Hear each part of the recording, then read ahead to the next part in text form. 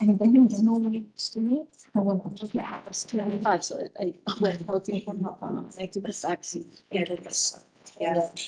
You did the words. Yeah, and it's insane. I guess you need to 7 times for minutes. Yeah. Yeah, it's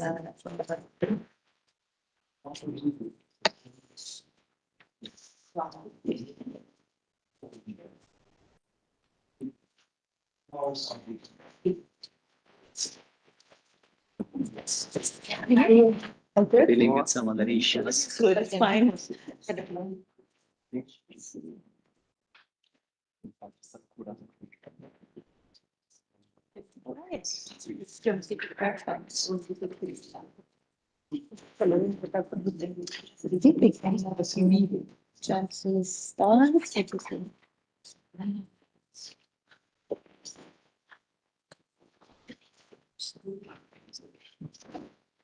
Good morning, everybody. Thank you very much for joining us. I appreciate you taking the time in yet another very busy day. My name is Francesca Mingrone, and I'm with the Center for International Environment, and I will be moderating this panel. A warm welcome to the side event on states' duty to regulate corporations in the face of the triple planetary crisis. This event is organized by the Center for International Environmental Law, CIEL, FES Geneva Office, PN International, Franciscans International, and the International Service for Human Rights, ISHR. A few housekeeping rules before we start. We would please ask you not to take pictures as per Secretariat rules. The event will be live streamed, and also there is some coffee and refreshments outside in case you would like to get some at the end of the event. So the objective of this side event is to unpack states' duty to regulate corporate actors from different angles. We all know that, of course, states have human rights obligations to regulate corporations and private actors, but what does effective regulation mean? What are the standards and what are the conducts that states have to regulate? What are the relevant fora to prevent corporate-led harm, and if harm occurs, put in place remedial mechanisms? And the panel today will really try to address all of these questions. We will look at the current international legal regime of corporate accountability, and also building on recent advisory opinions on climate change by the International Court of Justice and Inter-American Court on Human Rights. And we will look at some other ways in which corporation can exert influence on governance processes and undermine human rights and environmental governance. For instance, the issue of investor-state dispute settlement, the issue of corporate capture that often are overlooked by human rights mechanisms. Let me introduce to you today's panel.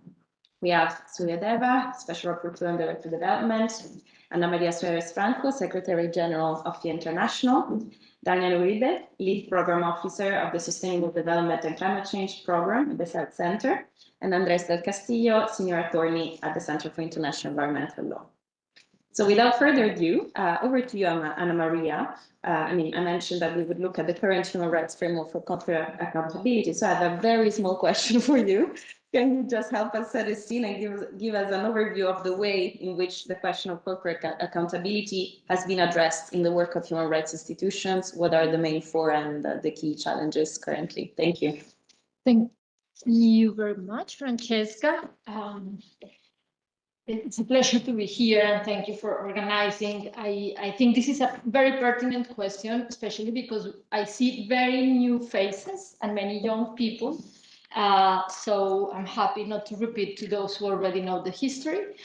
Maybe you already know, but just to recall, this is not a new history. Already in the 70s, many organizations in civil society were requesting for binding rules for corporations, including their accountability, in the context of the dictatorships in Latin America, when companies from some countries were supporting the harms done by the dictatorships. And this created an environment in which many from civil society, and especially some states of the global south, were saying we need binding rules in international law to regulate corporations, while other states, mainly in industrialized countries and very close to companies, said, no, we cannot do binding rules. What we need is a voluntary approach that is negotiated with the company. This divided, and the dominant model was the voluntary model, And some efforts that took place on that time, Human Rights Commission failed, which brought to the adoption in 2010 of the UN Guiding Principles on Businesses and Human Rights, which are a voluntary standard. Since the adoption of the principle, a quite important number of civil society organizations that have been advocating with affected communities by human rights and environmental harm said voluntary approaches are not good and the UNGPs are not enough because they have many ambiguities and some gaps that will impede this to be effective to change the realities in the territories where the affected communities are, especially because the UNGPs were negotiated with companies. So even some organizations like FIAN and others left the process because we noted that we would never get what we needed.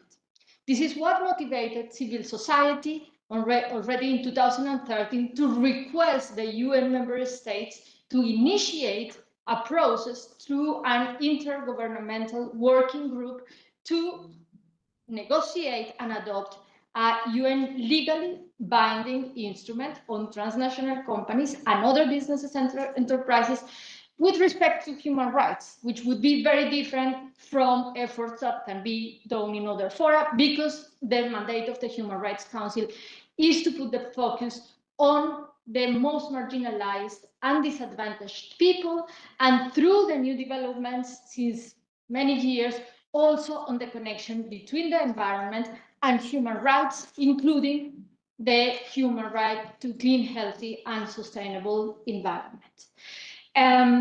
One has to say that not only the UNGPs have been the rule, treaty bodies, including especially the Committee on Economic, Social, and Cultural Rights, have interpreted their treaties, taking into account states' duties to regulate, monitor, investigate, sanction, and enforce laws for non-state actors, including corporations, and including especially transnational corporations, which in general comment number 24 of the committee is especially interpreted in the paragraphs on extraterritorial obligations of states, which means states do not only have the obligation to protect the people from the corporations' harm in their territory, but everywhere where they have regulatory jurisdiction. So since 2013, the civil society pushed for this process. Ecuador and South Africa at that time passed a resolution, a very disputed one that was adopted in 2014. This is resolution 26/9, which has been supported by over 1,400 organizations from civil society around the world, many of them still active in the process. We have participated in the negotiations over 11 years, knowing that any effective human rights is adopted in 2-3 years, that it needs time. And many try to discourage us, saying that this will not come to any favor, but we know that not only the result, which we expect to be strong, is relevant, but also the process. And through this process, we have learned how important it is to connect human rights with the environment. Already, since the beginning of the process, references to the human right to clean, healthy, and sustainable environment were in the text, even if it has still not been adopted in the resolutions of the Council and the Assembly. And there has been a big tension. Some states have taken it out, then other states are proposing to take it again. So it's very important to ensure that this treaty includes the environmental approach, includes the human right to clean, healthy, and sustainable environment, because otherwise the realities that we are facing, the treaty will not be effective for human rights holders, and especially will not be in line with the spirit of the UN Charter. And therefore, this panel is very pertinent, and of course, the engagement of all of us in making this treaty strong on environmental issues. Thank you very much. Thank you very much, Ana Maria. You resumed more than 70 years of policy making in a bit less than 5 minutes, so kudos to that. And you did mention the Committee on Economic, Social and Cultural Rights. And actually, they are in session now, and they will be hopefully adopt their general comment on sustainable development. So it will also be interesting to see what they say on corporate accountability building on the work that they have done so far. So Daniel, turning to you. We did mention the advisory opinions, especially the one by the International Court of Justice on states' obligations with regard to climate change, the one also by the Inter-American Court on Human Rights with regard to the climate emergency. So how can the draft legally binding instruments that Anna Maria was talking about can be informed by this ruling? We should also recall that there is a session coming up in October, so this is a timely moment to really take stock of what has been done, how the process is going, and hopefully also these very authoritative rulings by these courts can help better inform the process. So over to you. Thank you. Thank you very much for the organization of the event. It's a timely event. You mentioned it's not just that we have the following session of the Open and Working Group on Business and Human Rights instrument in October, but it's also that during this year and the next year we will have a session on consultations and it will work. We will have the time and space to introduce these issues into other spaces. Because of time, we will focus on three particular issues from the advisory opinions, and I think that more than inform, I think it will be reinforce some of the elements that we have in the legal binding instrument, but also how they can improve in the next steps or in the next draft. One of them is the concept of the higher standard of due diligence. And this is something that came up of both advisory opinions and the ICJ and the Intergovernmental Court of Human Rights. The ICJ had a concept of a stringent standard of human rights due diligence, while the Intergovernmental Court also incorporated the idea of an enhanced standard of human rights due diligence. Both of these elements and principles are included in the legal binding instrument in Article 6. The important fact that both courts recognize, in particular the ICJ, is that this idea of an enhanced standard or a stringent standard of human rights due diligence is not something that is invented from the advisory opinion or introduced in the legal binding instrument. It's actually something that belongs to customary international law. So the legal binding instrument is not inventing the wheel in that sense, but it's just using existing customary international law. And this has been reinforced already by the ICJ in this particular case. Another issue is the rejection of the idea of lex specialis. From a long time ago, the idea that environmental law is completely a special law, international law, and therefore is separated from human rights, for example, have been countered by the ICJ advisory opinion and also by the Inter-American Court of Human Rights opinion. We recognize that the obligations coming from international environmental law applies to international law and applies to international human rights law. So there is no difference or should be subject to different kind of a standard. Those rights, for example, for victims should be applicable also to harms or violations occurring from the violation of international environmental law. So this idea that there is a different concept of environmental law which should be applicable separately has been more or less countered by both advisory opinions. There is also the concept of liability and full reparation. The ICJ went beyond, saying that even in the cases of violation of human rights, because countries have or states have not complied with the international obligations under international environmental law, should be accessible to full restoration, implying that the right of victims to full restoration has to be included and strengthened. And this goes with the concept of what the Inter-American Court of Human Rights consider as the human right due diligence standard as an stringent obligation, implying that it cannot be considered a safe harbor. This is something that has been discussed in the legally binding instrument discussions, for example, where certain stakeholders have recognized that human right due diligence is just a process. And if countries, or in this case companies, comply with human right due diligence, and they show that the process has been taken care, then it should not be applicable to human rights violations. In this case, the Inter-American Court of Human Rights has said that this is not a safe harbor, and it should be an stringent obligation, meaning that it should be an obligation, a substantive obligation of conduct. What is expected is an action. And finally, just to more or less close up, is the issue of the use of the Inter-American Court of Human Rights and the ICJ advisory opinions as a mechanism for countering what is the current narrative on corporate obligations, but also countering the idea that corporations are outside of the realm of international law.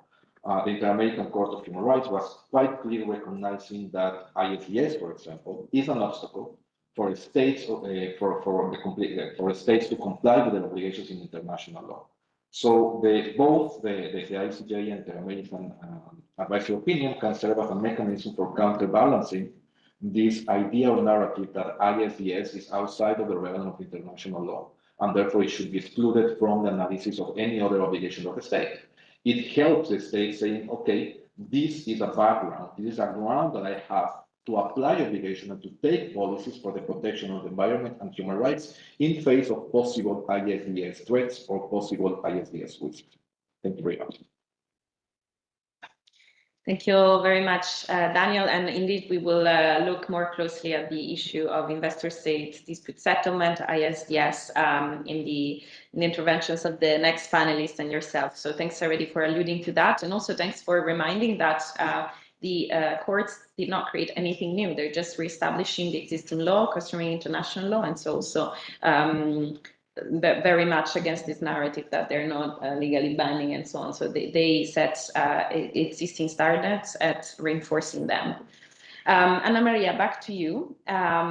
We had a very good overview by Daniel on some of the key issues around the legally binding instrument, around due diligence, the question of restoration.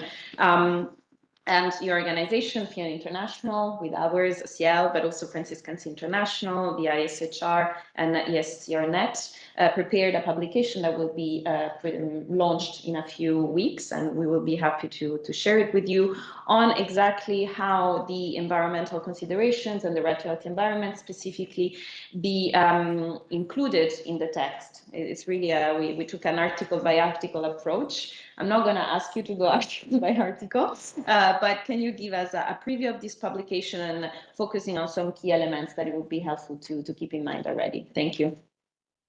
Yeah, thank you very much, Francesca. It was very important work, and I should recognize I didn't write it. I helped to revise my colleagues, Lucy Gallian and Stefan Bacchus' work together with Francesca, Maria Ulises, and many others. And I think the publication is also important because it builds up on the collective knowledge that we have been creating in the framework of the LBI process. I think it's very important that the report again recalls that communities around the world are suffering the impacts of the triple planetary crisis, and that human rights and environmental defenders are being threatened and receiving attacks, including criminalization, due to the defense of our planet and our people. And that's why we need to ensure a just transition, that this treaty tackles the issue of corporate accountability for environmental harm. It can be through climate change, destruction of biodiversity, also through pollution, for example, by plastics. So it is a condition for the transition to be just. And it's quite important to say that while we wrote the report before the advisory opinions came out, already in the introduction, we made the connection. Maybe for the next paper, we will need to strengthen the part on the connections to the advisory opinions. And as you said, we go article by article, because many states have requested also to have specific language on the environmental dimension. Some states have already proposed some language, and we are also recalling these states, which are mainly from the Global South, which is the one that put many of the victims, but nowadays all of us, all the regions are affected by the climate change. We have also to recall, and it's stated in the introduction of the report, that the legal experts that are advising the working group negotiating the treaty also invited the states to consider the environmental rights as part of the material scope of the LBI, to make it consistent with the developments in multilateral and judicial human rights law and international law. And also it's highlighted that the LPI is not only an opportunity for states to put these environmental issues in the TNC treaty, but it is also a responsibility because states have the obligation to cooperate internationally to guarantee an enabling environment for the realization of human rights in their jurisdictions, but also extraterritorially.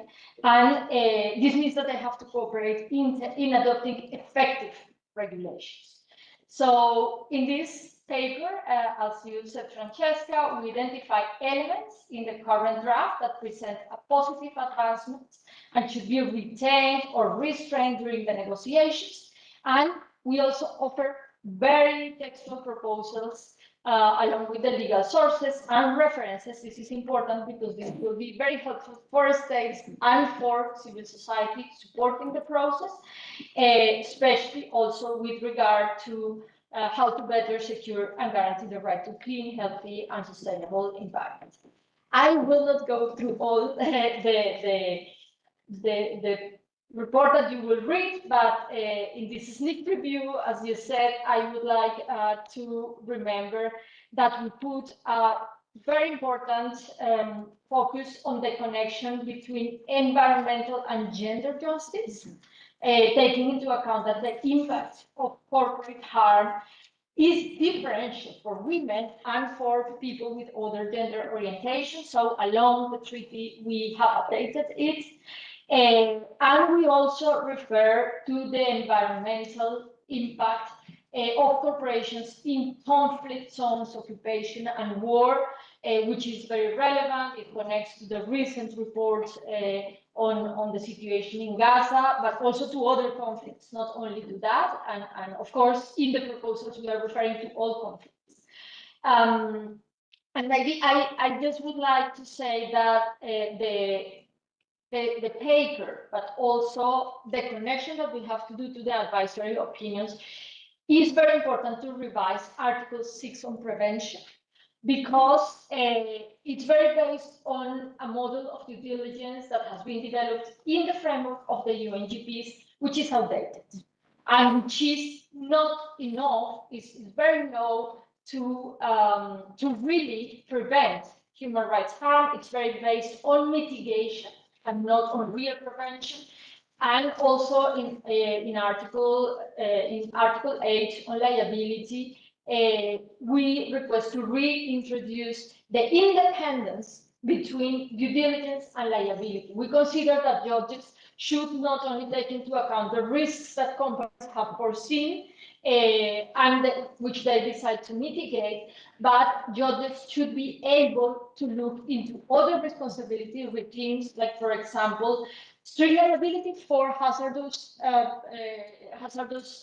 products and activities. And we also think that there is enough jurisprudence on the duty of care, where the judges look into the harm, into the proximity, into the duties that the company have to prevent beyond what is defined as due diligence in the UNGPs. And I think now with the advisory opinions that Daniel explained, which include stringent due diligence, there is big opportunity to update the treaty in this sense. I think my time is over, but if you have questions, I have some examples here, and we can speak in the conclusion. But I would like to say that states can make use of this publication and also of what others are proposing to include the environmental dimension in the LPI, also in connection to the digitalization, right? And with the so-called transition that is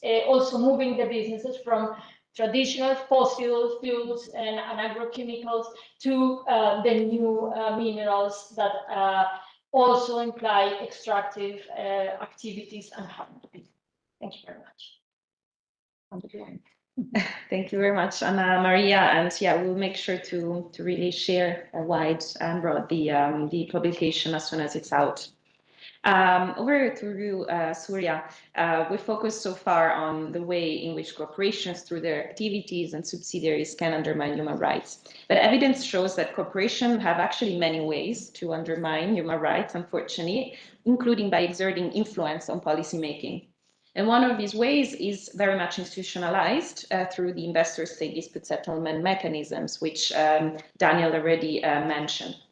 Just a few days ago, actually, you organized a very insightful side event on this very topic, but we thought that would be interesting to hear once again from you. You will be also presenting your reports on your visit in Honduras, where you also touched upon the question of ISDS. And so I would be grateful if you can give an introduction on what the problem is about ISDS and what the impact do this mechanism have on governance. Thank you. Thank you, Francesca, and thank you for the invitation. I think the side event discussion is very critical for two reasons. First of all, we're focusing on duty to regulate, not right to regulate. Because sometimes we give emphasis that the states have a right to regulate. Of course, they have a right to regulate. They have power to regulate corporate actors, but that is not enough. What is critical to underscore is that the states have an obligation to regulate and regulate effectively and beyond the territory as well, the corporate actors, so that the human rights obligations that the states have are taken into account. And the second reason the side event is critical is that we are trying to connect dots here. Because the challenge that businesses are posing are multidimensional. We're talking about, of course, triple planetary crisis, climate change, biodiversity loss, environmental pollution. We have been talking about human rights for decades, and I would say centuries. Because the violations of human rights is linked to the very existence of corporations. We can look at the colonization period. British East India Company violated human rights. So BHR as a field is not new. It is linked to the very idea of businesses there to maximize profit. And I think that is highly problematic. Now let me focus on ISDS in particular and pick up this case study from Honduras, because I visited Honduras in November. And the case study I want to pick is this Prospera claim against Honduras. But in the interest of everyone in this room, so that everyone is aware, let me start with the little bit of the context of this particular case study. So states have a duty to regulate. I think that's what we are discussing, but the duty is undermined by a variety of factors. And ISDS stands for Investor State Dispute Settlement, which is part of most, not all, but most international investment agreements, is highly problematic because it constrains the state's duty to regulate, as this case study of Honduras shows. So what happened is that the previous government of Honduras, around 2011, 2013, I believe, they enacted a new legislation to create employment and economic development zones. So combining employment and development, economic development, right? So you have these export processing zones, special economic zones. There's a variety of those particular situations. And this is done on an island in Honduras. Rotan is the island. And in fact, it is as if we have a state within a state. Because not all special economic zones are like what we have in Rotan. Because that island has its own civil and commercial laws. So the laws of Honduras, in fact, I don't know if the delegation from Honduras is here, but all laws of Honduras do not apply to that island. So that is the nature of this special economic zone. So when this new government, and of course, I was looking at the website of Prospera, and I will invite you to visit the website of Prospera. So they are saying that come and invest here because you will get low taxes for your life. So unless you give consent, the taxes remain low. So that is the promise Prospera is offering to investors from any part of the world. They highlight that rule of law is strong here. And what is rule of law for them? Arbitration. So the dispute settlement through arbitration is the rule of law understanding of Prospera. So I will not give all the examples that you find on the website, but that is how they continue to market this idea that come here, invest here, incorporate in Prospera in this Rhode Island, and you can get a company incorporated in 24 hours, and then you have this low tax in perpetuity. Because without your consent, we cannot repeal it. So what happened that the current Honduras government repealed this regressive legislation, and that basically meant that this Rotan Special Economic Zone also became illegal. And that triggered a claim on the part of this Prospera company against Honduras government, and they're demanding $10.7 billion US, which is about 30% of the GDP of Honduras. Because they are saying you had promised us certainty for 50 years, so that legal certainty prevails over anything else. So if you want to repeal this legislation to protect human rights, environment, climate change, we don't care.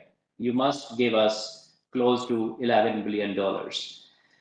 That matter has now gone to the Supreme Court, and in 2024, the Supreme Court of Honduras declared that legislation to be unconstitutional. So basically, in a way, the Supreme Court upheld the repeal of the legislation, and of course, the Honduras government has also exited from ICID convention.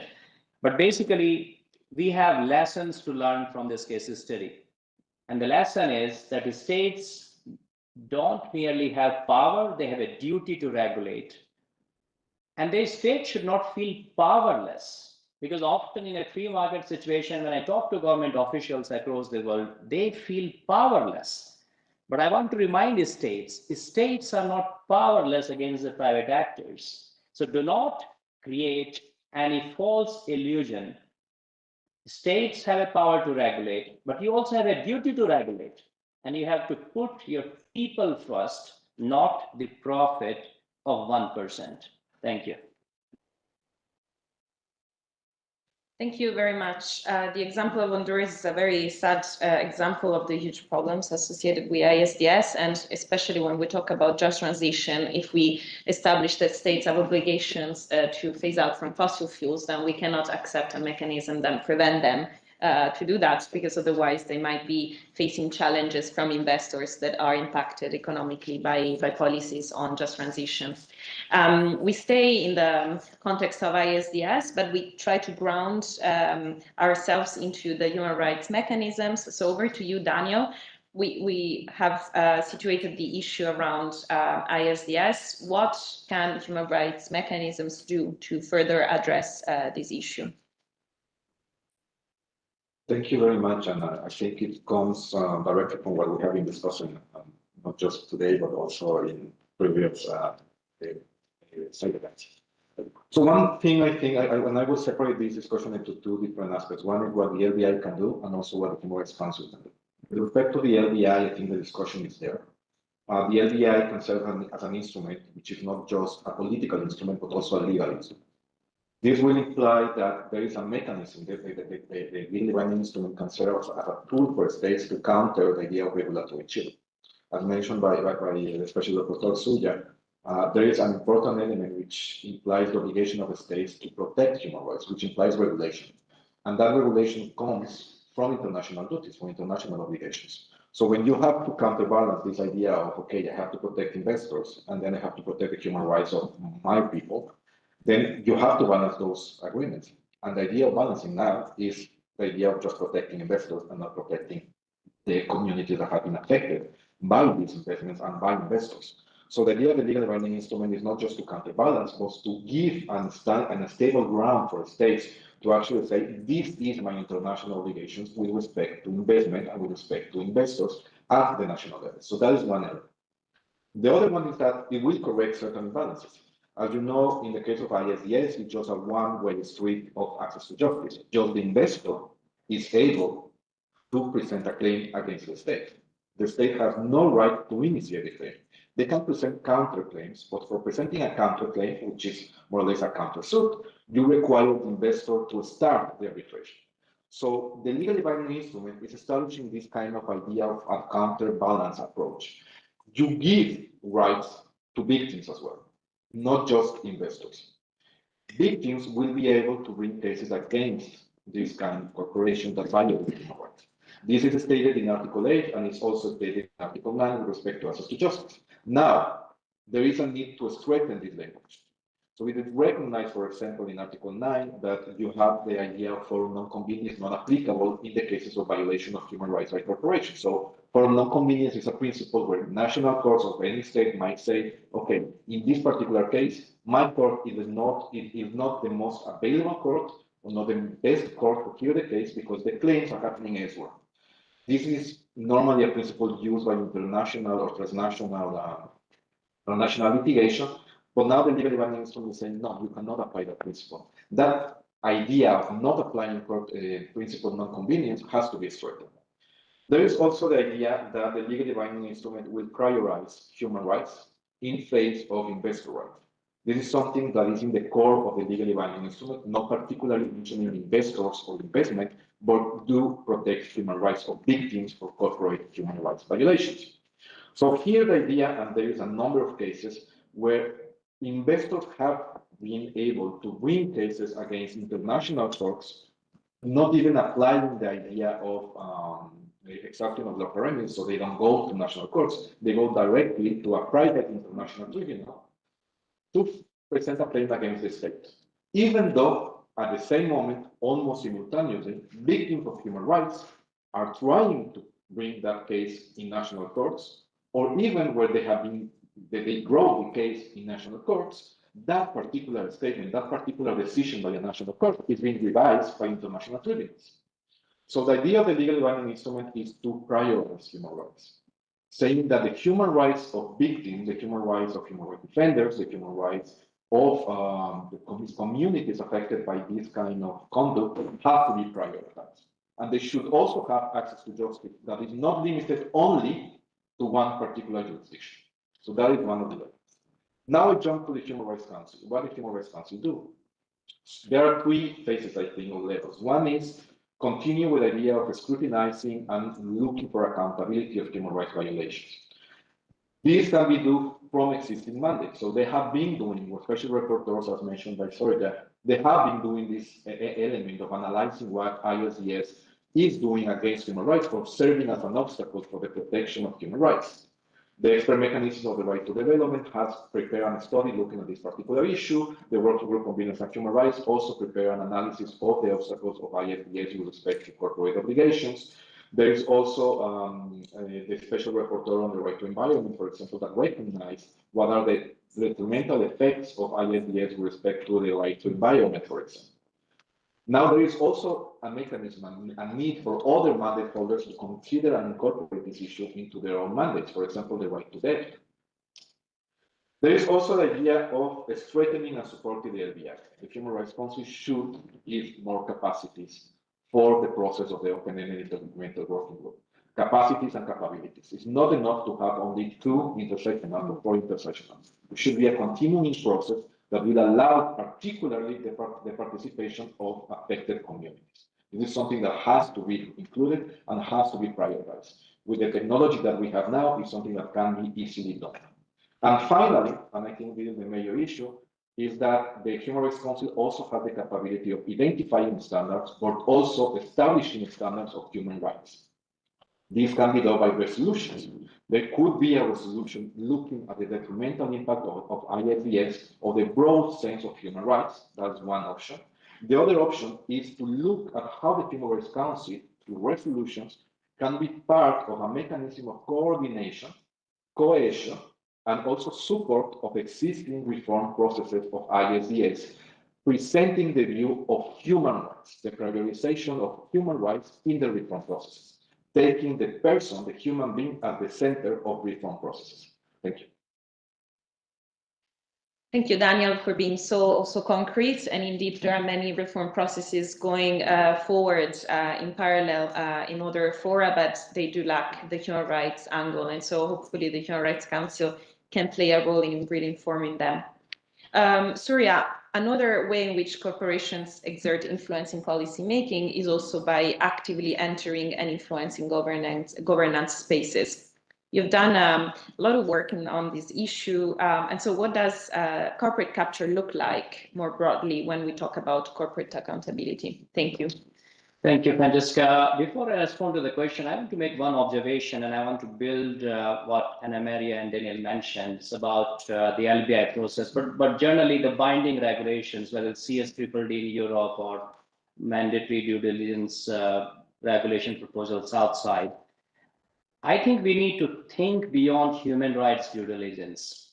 If you look at binding regulations, it is about pillar 1 of the UNGPs, the duty of the states. What should the states do to regulate? And if you read pillar 1, you will hardly find a reference to human rights due diligence. Human rights due diligence is part of pillar 2.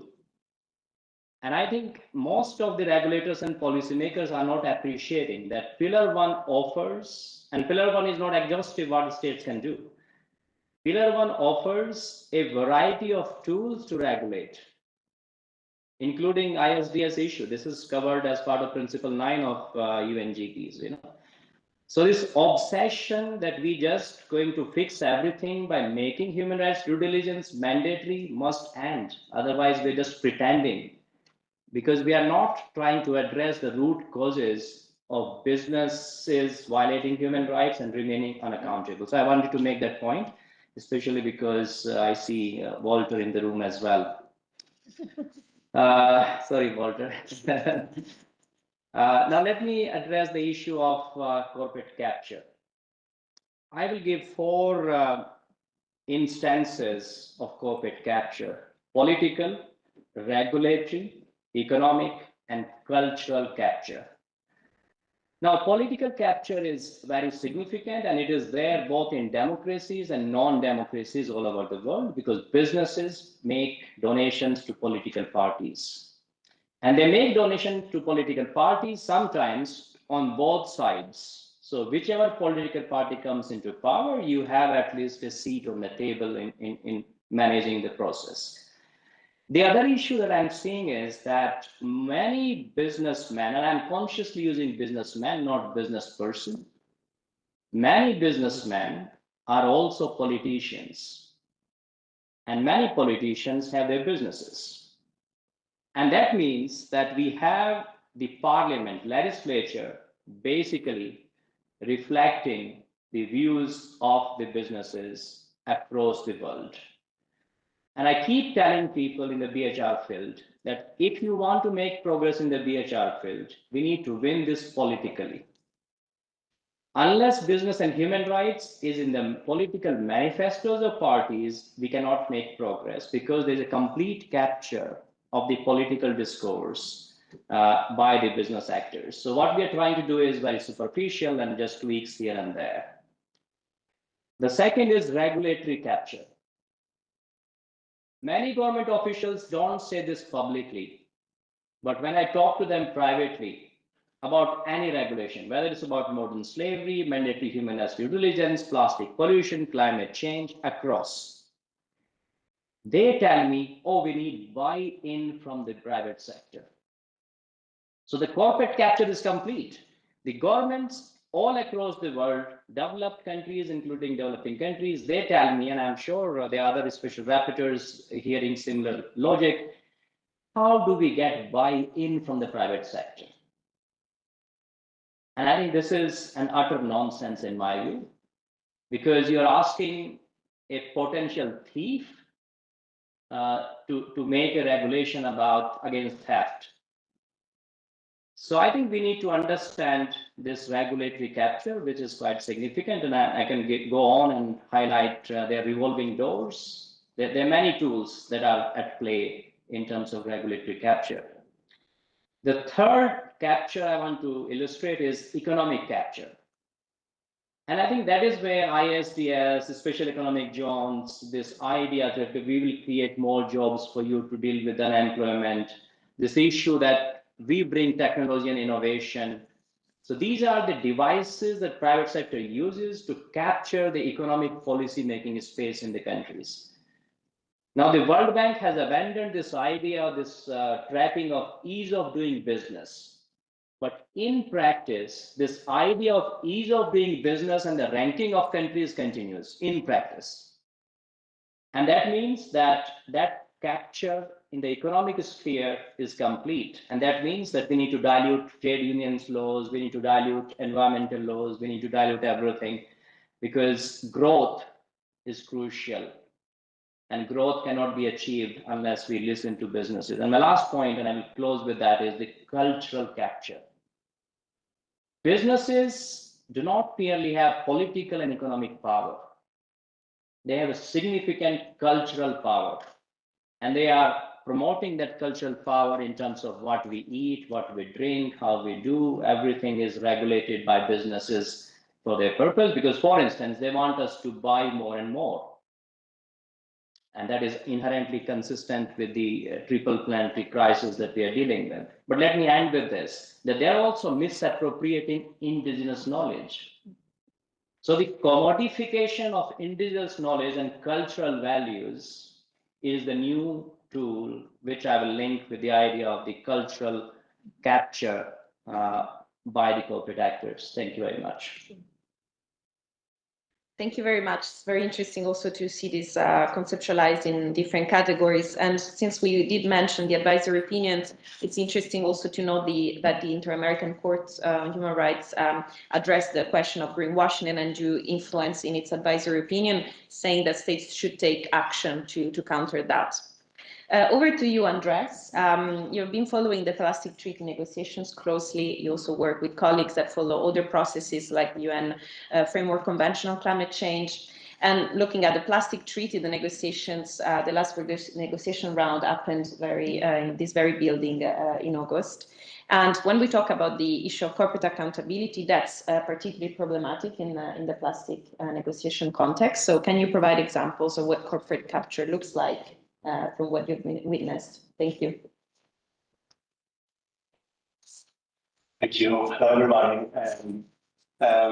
Maybe there's a picture that can summarize one of the very interesting actions that happened during the plastic treaty negotiations that took place in Geneva almost 1 month ago. And maybe for some of you familiar with this very building, this is kind of unique in this space. To have people ready to go and be able to sacrifice something, their freedom, to show to the world what is happening inside of the building, right? So you have seen some protesters here during the second day. That is the day that the UN released the list of participants. And it's the same day that CL, together with other stake and right holders, published a list on the number of oil and gas and chemical industry lobbyists. And this time, the trend is confirmed that there are more and more lobbyists during the negotiations. This time, we count around 234 lobbyists from the oil and gas industry. And numerically, to give you a perspective, that chemical industry lobbyists outnumber the combined diplomatic delegation of the 27 EU member states here in Geneva. And what is impressive is that you have already within the delegations also, we found around 19 fossil fuel lobbyists in the different, more than 6 countries, right? So this is just the top of the iceberg. But when you look at how many indigenous people participate in the negotiations, we know that there were around 36 indigenous people. So you have a ratio by nearly 7 to 1, right? When it comes to science, because everybody talks about how science needs to be the base ground for the decisions. But, and this is something that I will add on corporate capture from the very good explanation that is the science, how science has been captured. And this is a phenomenon that is very, very problematic when it comes to regulation of chemicals. even at the international level, right? So if you see that there is a science coalition that wants an effective plastics treaty, there were around 60 scientists there present. That means that you have almost, I would say, 4 times more lobbyists than science present here. And this is a numeric issue, right? But you will say, yes, but there were more also civil society participating there, but they don't have the same access, the same means, and they don't have the WhatsApp of high level politicians in the countries. Because one of the way, and this is how I will come, and this is all across the different environmental negotiations that links to climate, to biodiversity, chemicals, and here is a reflection on that. It's the same playbook that I want to mention here, is how they do it, what they do when they are here, right? So the presence is just the tip of the iceberg, right?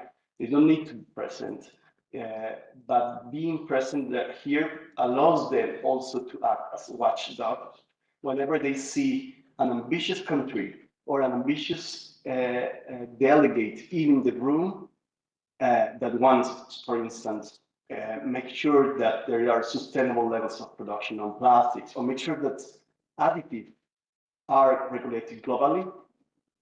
They call capitals and they tell sometimes the Minister of Economics with Economics or Trade, they tell them how this delegate or this country is hampering the economic of the countries or is against economics.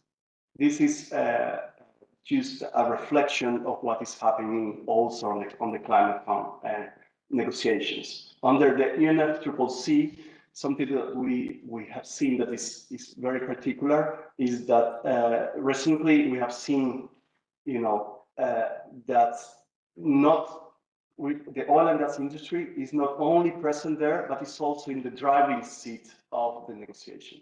And this is something that you can't deny, right? There are people that deny climate, people that deny even that the triple planetary crisis is a crisis or is a main issue, but you can't deny the fact that there is a big issue and problem that is eroding at the national level democracies and the rule of law, and at the international level what we try to do with governance on something that the advisory opinions gave some clarity, right? There's a duty to cooperate, not to corporate. And I emphasize here this because what we see, and this is the other aspect of the advisory opinion that gives some legal clarity, is in the good faith. The good faith means also that when you come to negotiate as a country, you need to make sure that those negotiations go with rules that need to be fair, transparent, and accessible for the stakeholders and the people that are affected on this. And here I will kind of mention how you were mentioning vulnerable groups or people in vulnerable situations. And I will simplify the plastic free negotiation and how it was captured by vested interests, including by petrostates, by saying that who in this room is against, for instance, regulating lead in plastic toys for kids, right? Almost none of you. But in the plastic trade negotiation, yes, you have countries that are against having in a list of global controls for chemicals of concern and for products lead in plastic for toys. This is how you can measure how erode is the negotiation to the point that is not that they don't care about even children's health. So I will stop here. Thanks. Thank you for this concrete example and also these starting numbers that really give a sense of the gravity. We're unfortunately approaching to the top of the hour, and I would like to be able to take a couple of questions, but back to you maybe for reactions on next steps, what the opportunities are there in upcoming meetings to effectively counter the issue of corporate capture. Thanks. And I will start with the UNFCCC. As you know, there will be a Conference of the Party meeting happening in November in Belém do Pará in Brazil. And you have seen the Secretariat from the UNFCCC and the President of the COP will to change the way of things has been done there. And I guess one of the central and crucial points is to address capture, specifically conflict of interest there. So this is what we expect. From the Human Rights Council already you have a resolution on climate, right?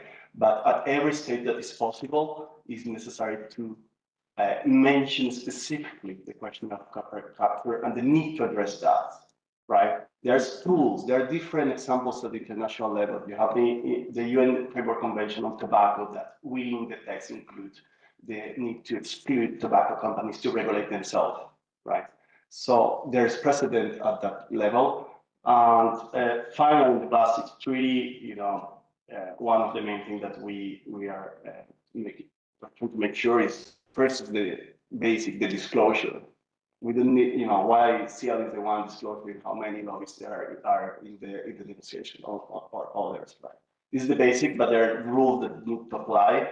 But that goes to UNEA. It's also at the UN Assembly for Environment that will take place this year in December, and it's a very unique opportunity. Now that we're talking about UN +80 to reform and to make sure that there will be a first ever, maybe, resolution on conflict of interest. Why not? There are many states here that are concerned about the issue. And one of the main problems is that we don't have any mandate from UNEA or UNEP or for the countries to work on that at the global level. So this is one of the main ideas. And the other is to make sure that there are some links within and the work that special reports are already mentioning in different mechanisms the problems and the concern that are happening within the plastics treaty negotiation and within the UNFCCC. Thank you. Thank you very much. And it's, I think, worth also mentioning that there's going to be the meeting of the parties to the Aarhus Convention. I mean, of course, the pool of parties is smaller, but there is already a draft decision that mentioned the need to prevent conflict of interest. We have also the advisory committee who will finalize soon a report on disinformation. So, as you say, this will also build on the great work that Special Procedures and others have made. We have very limited time. I see a few states here, so I just wonder if there's one or two that want to make a quick question or comment. Otherwise, we can wrap up. So, looking at the room. Yes, Ecuador. Thank you. No, thank you.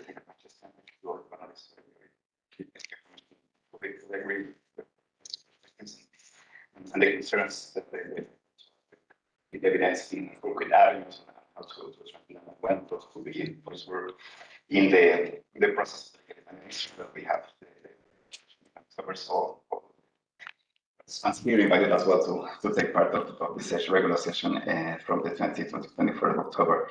But I have a question that goes beyond the LBI process and speaks to processes such as the basic treaty negotiations and other for UNEA as well. How to achieve something like 5.3 of the Tobacco Convention in other legal instruments, because we know that this is a reality, and we have at the same time the claims, the requests for a wider stakeholder participation and in all the processes, including, of course, and the UNFCCC since Paris opened the door strongly to a wider participation of indigenous peoples and other stakeholders, and this is also an issue that we face here in the Human Rights Council, and there is an appetite claiming the legitimate aspiration of the wider participation of stakeholders. How to make a division to ensure a balance between that aspiration, that legitimate aspiration and need and claim, and stronger measures of conflict of interest, such as 5.3 of the Tobacco Convention, that doesn't exist, unfortunately, in the UNFCCC architecture. It doesn't exist in INC or in other processes, if you have any suggestion on that line. Thank you very much. Thank you. I feel we could organize a side event on this question. We have 1 minute, so I will look at the panel. I don't know if you want to address this question very quickly. Andres, yes. Yeah, okay. So in other fora, there's already examples on how to do it specifically in subsidiary bodies dealing with science. Is important, and the template and forms to disclosure on conflict of interest. The other is already within the plastic treaty will be necessary to recognize the need to protect from vested interest, because plastic is something, because of the supply chain and the full cycle, that you have businesses can be many of those in the group. So, and then the distinction between right holders and stakeholders is also very important. Thank you. I want to give 10 words to Ana Maria and 10 words to Surya, and then we'll wrap up. I think one of the causes we have this is the defense of multi-stakeholderism, which is a sophist argument. I think we need to differentiate which are the actors and the power asymmetries in the processes to make clear why do we need differentiated spaces and companies not in the processes. And that's one. This also implies really explaining why the tripartite ILO model is not functioning in this kind of negotiations. For that, we need political muscle, and it means a states alliance to defend their sovereignty, but also civil society bringing the evidence, and we already began with that. And I think the LBI is an opportunity, and I hope that negotiating states can bring in also the proposals that we have on corporate capture for this negotiation. Thank you. Thank you so much. Unfortunately, we have to wrap up, otherwise we will still the others. Thank you so much. There's some coffee. Also, hopefully, Surya, you can stay a bit longer to share what you want to share. Thank you so much for the panelists and for all of you to take the time. Thank you. Thank you so much. Thank you. Thank you.